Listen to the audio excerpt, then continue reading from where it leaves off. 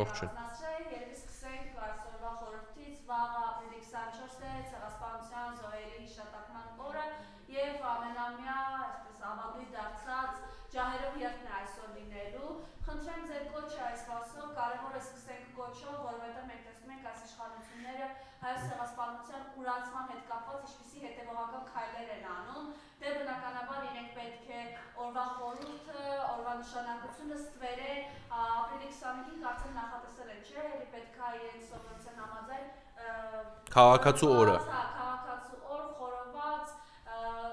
Նիկոլ Փաշինյանն է անցել օգտագործել լափել բառը, բայց ըստ էության այս մարդը դրա եւ գնում է եթե մարզերով էլ ասում կամ որտեղ որ լինում է, պարտադիր պետք է մի հատ զուգարանով անցնի, այստեղ ուտել, այդտեղ զուգարան։ Խնդրեմ ես ամենի հետ կապված ձեր տեսակետը, ձեր կոչը, օրվա հետ կապված եւ իհարկե մի քանի թեմաներ եք առանձնացրել եւ խնդրեմ նաեւ ձեր խոսքում անպայման անդրադառնանք քաղաքային խայտարակ խնդրին, այն է ամբողջ քաղաքը կաթվածահար է,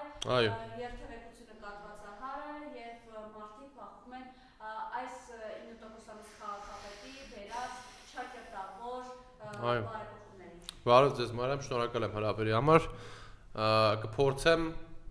հնարավորինս ձևավորել միտքս այնպես, որ հասցնենք եթերի ընթացքում անդրադառնալ բոլոր հարցերին։ Նախ այսօր մենք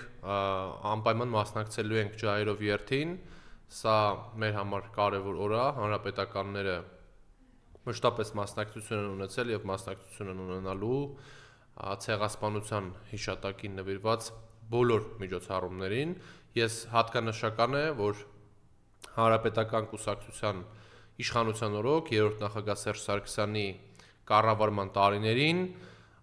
ամենաշատ հատվածն է եղել այն երկրների, որոնք ընդունել են հայոց ցեղասպանությունը եւ նաեւ դա շատ կարեւոր է, որ Հայաստանի Հանրապետությունը ժամանել աշխարհի տարբեր երկրների ղեկավարներ, որպիսի իրենց հարգանքի տուրքը մատուցեն հայոց ցեղասպանության հիշատակին եւ սա արել է Հայաստանի 3-րդ նախագահ Սերժ Սարգսյանը։ Մենք ունեցել ենք բոլոր ուղղություններով հաղթանակներ եւ ձեռքբերումներ ազգային որակի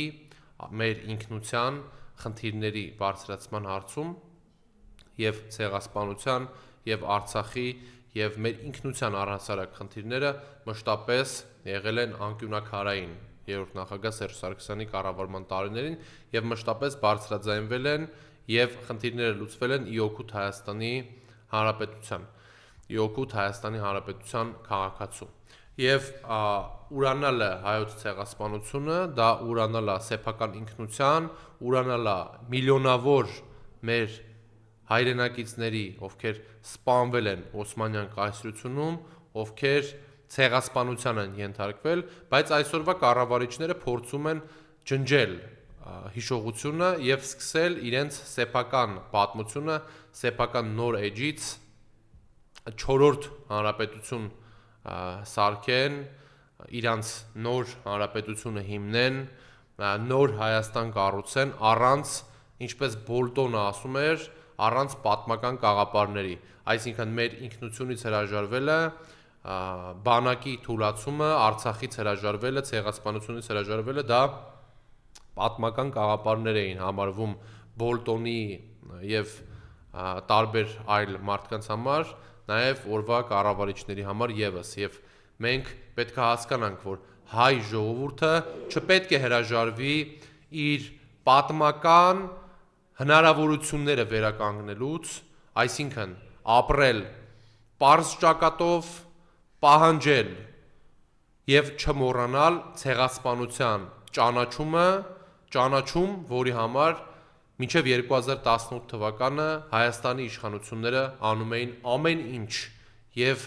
այդ ճանաչմանը շատ մոտիկ էինք մենք կանգնած եւ այդ ճանաչումը հնարավոր կլիներ, եթե չլիներ 2018 թվականի ապրիլի 23-ի հայտնի իրադարձությունները։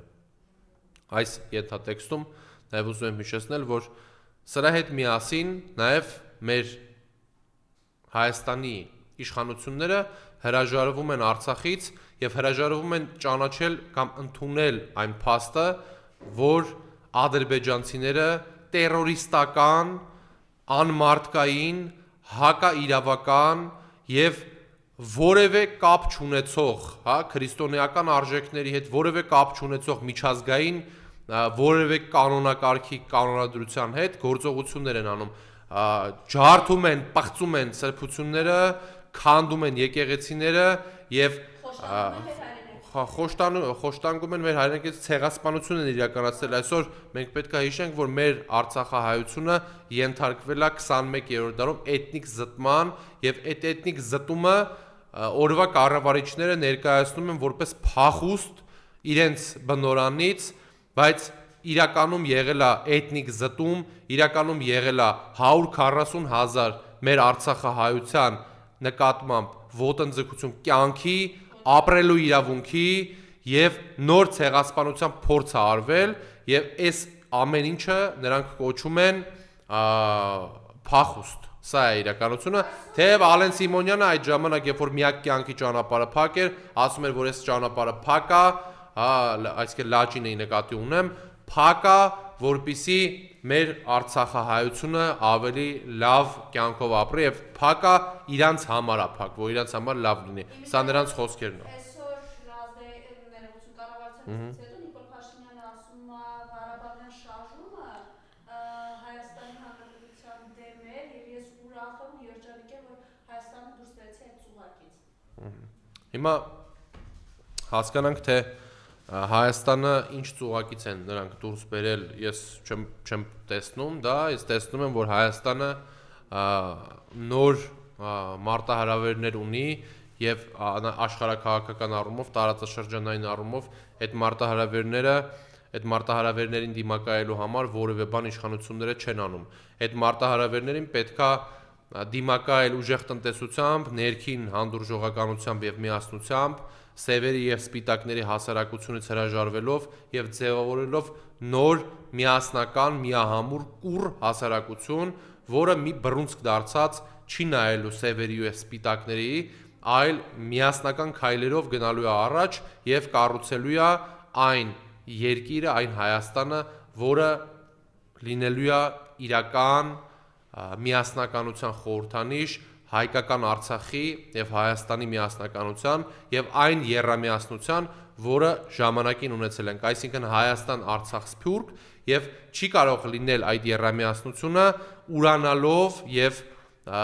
հրաժարվելով մեր պատմությունից, ուրանալով եւ հրաժարվելով քրիստոնեական իրական արժեքներից, որոնք որ կան, այսինքն Սուրբ Աստվածամոր եկեղեցին քանդել են ադրբեջանցիները եւ օրվա կառավարիչները որևէ ձև չեն արձագանքում դրան, իսկ նրանց արձագանքը եկեղեցու դեմ հարձակումներն են եւ նոր ռեպրեսիաներն են մեր եկեղեցու դեմ, որոնք անթույլատրելի են եւ նրանց մոտ որևէ բան չի ստացվելու վերջնակետում, հա, այսինքն ըստ էության որևէ ձև նրանց մոտ չի ստացվելու, բայց մենք տեսնում ենք, որ հրետորաբանությունը չի փոխվել, ուղղակի Փաշինյանը տեսել է, որ նրան ձեռնտու չի այս պահին ավելի սրել իրավիճակը եկեղեցու հետ, որովհետև ժողովրդին դա ակնհայտ դուր չի գալիս, նրանք դեռ սպասում են մինչև ընտրությունները, որ կարողանան ընտրություններից հետո իրենց հարձակումները վերսկսեն եւ վերաիմաստավորված նոր ընթացքով հարձակումներ սկսեն եկեղեցականների եւ առհասարակ հայ առաքելական Սուրբ եկեղեցու վրա։ Սա այս մասով։ Տեսեք, շարունակելով խոսքս ուզում եմ խոսալ տնտեսական իրավիճակի մասին։ Ուրեմն միջազգային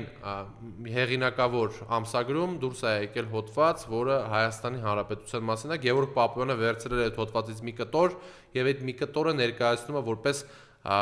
ինչ որ հաջողություն։ Այդ միջազգային հեղինակավոր ամսագրում Հայաստանը ներկայացված է որպես ներդրումների համար ոչ նպաստավոր երկիր, ներկայացրած է որպես երկիր, որտեղ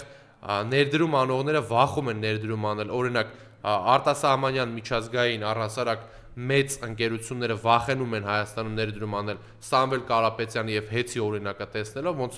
ներդրում արեցին մարդիկ եւ հետագայում պետությունը այդ ներդրումը իրանց ձեռից վերցրեց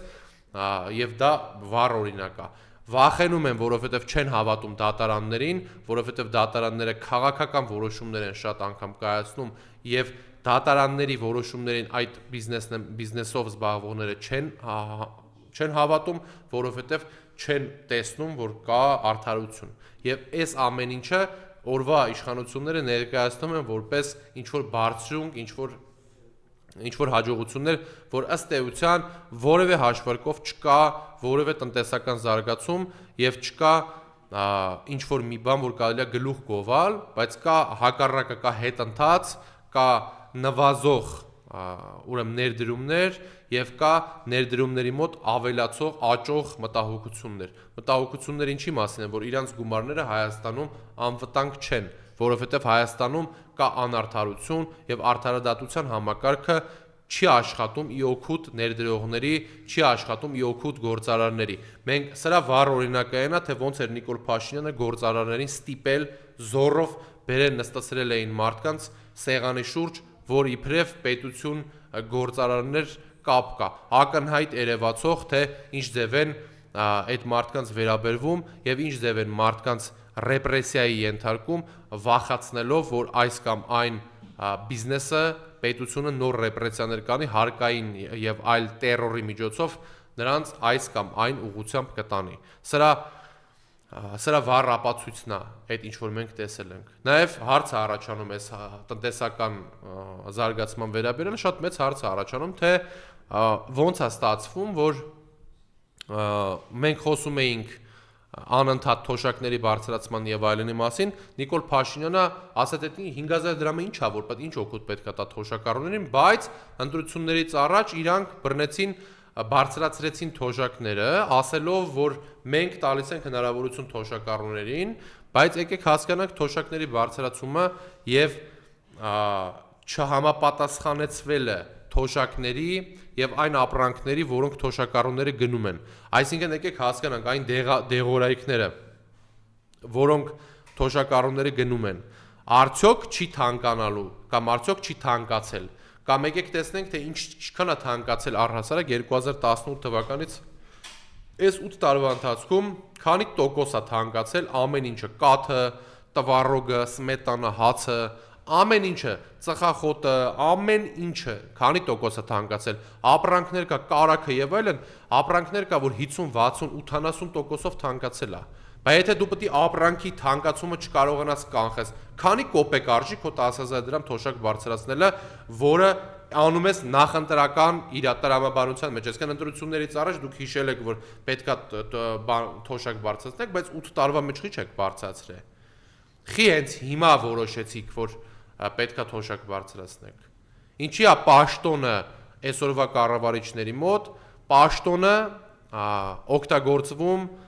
նախընտրական քարոզարշավի կամ ընտրական ընթացքի համար։ Էս է ընտրություններ կեղծելը, էս է ընտրություններ կեղծելու տրամաբանությունը։ Երբ առաջատար անդիմախոսները, անդիմադիրները բանտերում են կամ տնային կալանքների կամ ինչ որ այլ կերպով պետության կողմից ռեպրեսիաների են ենթարկվում։ Իմպիչմենտի տեխնացու Դավիթ Համբարձումյանը ամիսներ շարունակ կալանքի տակ է գտնվում եւ որևէ կերպ տնային կալանքը չի կարելի համարել որպես մեղմացուցիչ հանգամանք։ Դավիթ Համբարձումյանը քաղաքական բանտարկյալ է եւ Դավիթ Համբարձումյանը իր պայքարի, իր գաղափարների, իր ընկալման, իր հայկական Արցախի եւ Հայաստանի ընթացքը հայկական պահելու համար բանտարկվել է եւ բանտում անստած, որ արտասահմանում էր, արտերկրում էր, վերադարձել է, որպեսի պայքարի թեկուզ բանտում, բայց կարող էր չվերադառնալ եւ մնալ արտերկրում, ոնց որ շատերը եւ չվերադառնալ Հայաստան, նա վերադարձել է Հայաստան եւ կալանավորվել է եւ բանտում իր պայքարը շարունակում է, չի հրաժարվում իր պայքարից, բայց այսօրվա իշխանությունները հավասարաչափ պայմանները այդ ձև են պահում։ Սամվել Կարապետյանին տարել են բանտում փագել են ու ասում են, որ մենք գնում ենք հավասար ընտրությունների։ Հոգևորականներին տարել են բանտերում փագել են եւ ասում են, որ մենք եկեղեցու հետ կապված խնդիրներ չունենք, անձերի հետ կապված խնդիրներ ունենք։ Նարեկ Սամսոնյանին եւ Վազգեն Սաղաթելյանին տարել են բանտերում փագել են, ասում են, որ մենք ունենք ազատ մեդիա։ Խաչիկ Գալստյանին, Արտուր Սարգսյանին, Բագրատ Սրբազանին, տասնյակ այլ մարդկանց, ում տարել են կալանավորել են, փակել են բանտերում եւ ասում են, որ սա քաղաքական ռեպրեսիաներ չի եւ Հայաստանում չկան քաղաքական բանտարկյալներ։ Հայաստանի քաղաքական բանտարկյալների մասին միջազգային բոլոր զեկույցներում կան հիշատակումներ։ Եվ անգամ նրանց սիրաքստիկները եւ ռևերանսները եվրոպական տարբեր երկրներին չեն օգնում նրանց, որպեսզի չարձանագրվեն քաղաքական ռեպրեսիաների եւ քաղաքական հետապնդումներին առնչվող դեպքերը։ Եվ Հայաստանում այո, դատաիրավական համակարգը քաղաքական որոշումներ է կայացնում եւ քաղաքական գործընթացների մասնակից է, որը հակասում է իրավունքներին, հակասում է իրավական ընթացքին եւ իրավական ձևակերպումներին առհասարակ պետության։ Դատաիրավական համակարգը պետք է լինի անկախ, դատաիրավական համակարգը անկախ մարմին է եւ պետք է իր որոշումները կայացնի բացառապես օրենքի շրջանակներում։ Բայց մենք այսօր դա չենք տեսնում։ Եվ խոսքս ամփոփելով անպայման ուզում եմ անդրադառնալ օրվա իրավիճակին մեր քաղաքում, մայրաքաղաքում, Երևանում ինչա կատարվում։ Նախ ուզում եմ մի կարևոր խնդրից խոսամ, որը վերաբերվում է վեյփերի եւ էներգետիկ ամպելիքների գովազդներին։ Դրանք անթույլատրելի են եւ Հայաստանում իշխանությունը պետք է արգելի վեյփերի եւ էներգետիկ ամպելիքների գովազդը։ Այլ բան է, որ մեծ մարդիկ, ովքեր չափահաս են եւ այլն, թեև ես դեմ եմ երիտասարդների առհասարակ ծխելու կամ որևէ էներգետիկ խմելու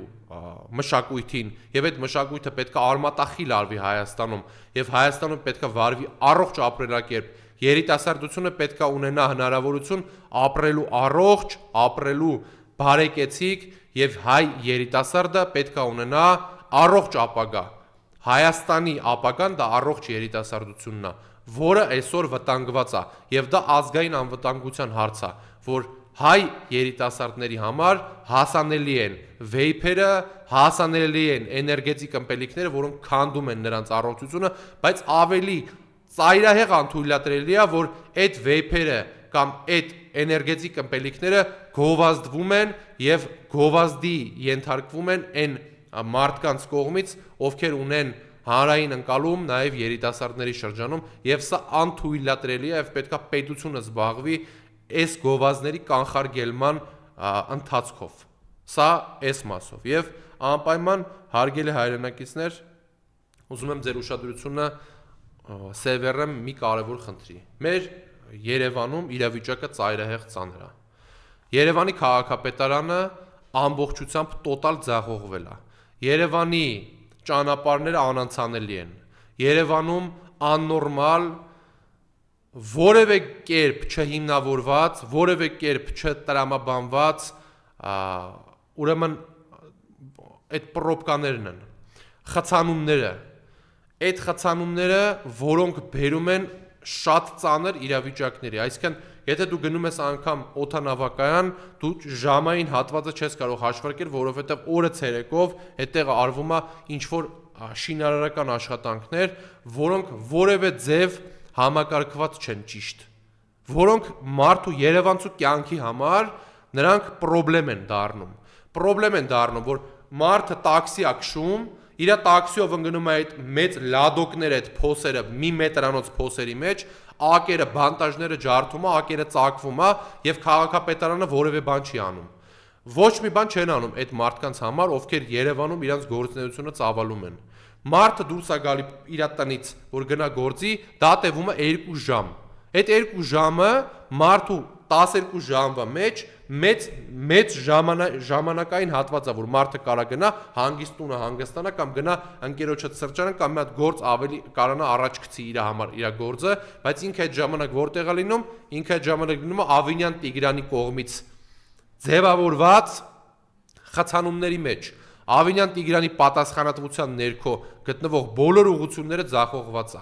բոլոր տոտալ ձախողում է։ Կանաչապատման գործընթացից սկսած մինչև շինարարությունները բոլոր ուղղություններով մենք ունենք ձախողումներ եւ խայտարակ վիճակ է 9%-անոց իրանք խոսում են Գյումրի 2 օպերացիայի մասին, բայց իրանք են մարմնավորումը մարդկանց խափելու եւ 6 կուսակցությունով ձեներ տանելու, հետո այդ ձեները միացնելու իրար եւ Երևանցին չի ընտրել ձեզ։ Խի պետք է լինի Երևանի քաղաքապետը Տիգրան Ավինյանը, որը այսենց իրավիճակը կտանի տոտալ ձախողման։ Բոլոր ուղղություններով օդի աղտոտվածություն, ճանապարհային շինարարություն,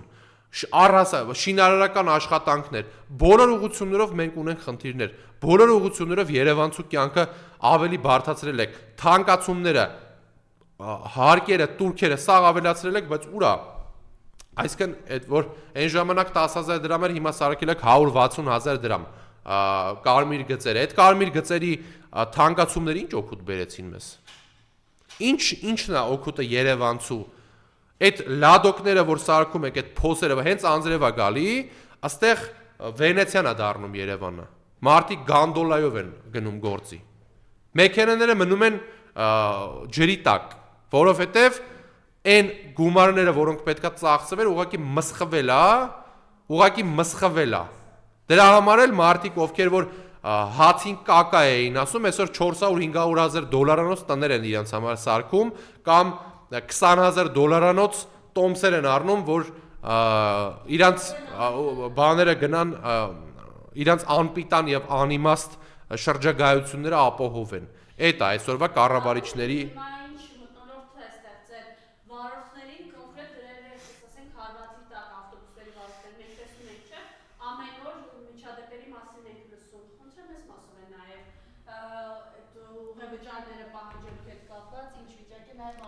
տրանսպորտի բարելավման գործընթացը ձախողված է եւ մենք դրա մասին խոսել ենք 10 անգամ, դա ձախողված գործընթաց է, ժողովուրդ ջան,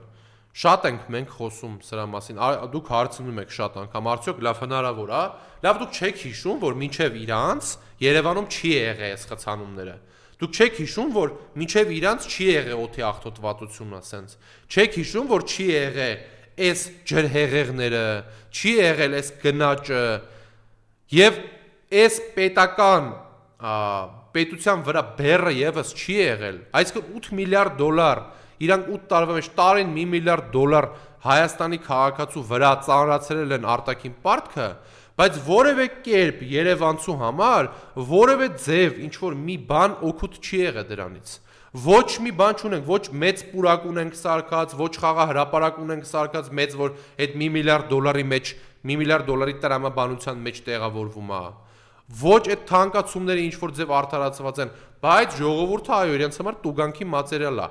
Իրանք ժողովրդից քաշում են ինչքան հնարավոր է, բայց որևէ բան, որևէ կերպ չի համապատասխանում իրանց միլիարդավոր դոլարների արտաքին պարտքին։ Բայց Երևանցու համար բեռը ավելի է մեծանում։ Եվ ես պատասխանում եմ, այո, հնարավոր է այնպես անել, որ չլինեն խցանումներ։ Հնարավոր է Երևանը սարքել կանաչ քաղաք։ Հնարավոր է սարքել աղբի վերամշակման գործարան։ Հնարավոր է սարքել ճանապարհային ճիշտ քարտեզ, որպեսզի չլինի այս խցանումները, որպեսզի չլինեն այդ մահաբեր փոսերը եւ այդ ավտոջարդող մերկասառույցները, որ մարդիկ հենց առաջի ձունը գալիս է, մարդիկ գնում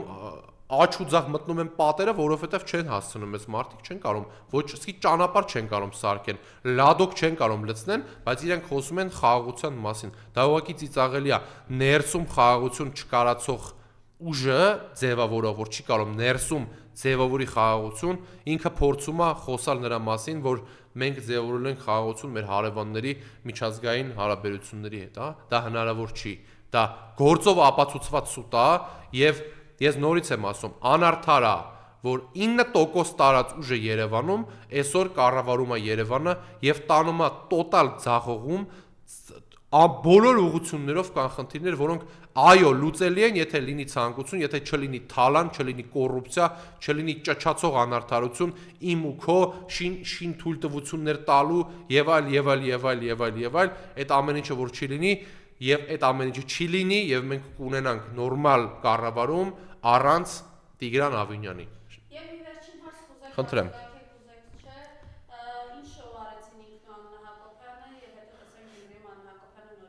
Մենք այդ մասին խոսացել ենք ամենասկզբից, ես ասել եմ, որ դա իրականությանը չհամապատասխանող բան է իմ համար, բայց բոլոր դեպքերում դա վերլուծելու կամ կարծիք հայտնելու իմ համար ինչ որ թեմա չի, որովհետև դա իրանց անձնական հարցն է, թեև դրանք իրանք օգտագործում են որպես սեփական քաղաքական դիվիդենդները շահելու բան, հանրապետականների համար մենք հատուկ շեշտել ենք ընտանեկան խնդիրները, ընտանեկան կարգավիճակները եւ ընտանիքի անդամները մեզ հետաքրքիր չեն եւ մենք քաղաքականությունը տարանջատում ենք եւ առանձնացնում ենք ընտանեկան հարաբերություններից, թեև իրանք ընտանեկան հարաբերությունները շատ անգամ սարքում են քաղաքական ինչ որ շոուներ եւ փորձում են դրանով քաղել իրանց սեփական դիվիդենդները, դա չի անցնում ժողովրդի մոտ եւ ժողովուրդը տեսնում ամեն ինչ։ Այսքանը, շնորհակալություն։